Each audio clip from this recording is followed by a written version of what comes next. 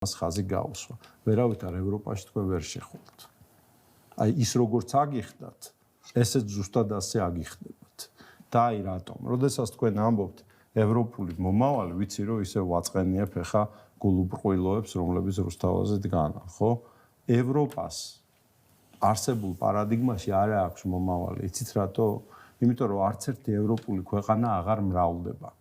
არც ერთი დასავლეთ ევროპული ქვეყნის მოსახლეობა აღარ იმატებს. იმიტომ რომ ისინი ლიბერალიზმმა ისე შეჭამა, რომ ისინი წყდებიან, ისევე როგორც ჩვენ.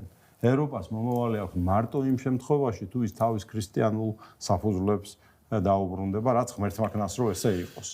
მაგრამ დღევანდელი ევროკავშირი არ არის ეგ. დღევანდელი ევროკავშირი არის ყველაფერი იმის პროპაგანდა, რის წინააღმდეგაც ჩვენ მოგიწოდებით. ამიტომ ვერავით არ ღირსებით თქვენ მაგ ევროპაში ვერ შეხვალთ.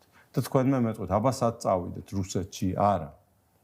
თქვენ უნდა დაიწყოთ როგორც ხელისუფლებამ პროპაგანდა საქართველოს ერთადერთი მომავლისა, რომელიც არის კავკასია ცენტრული მომავალი.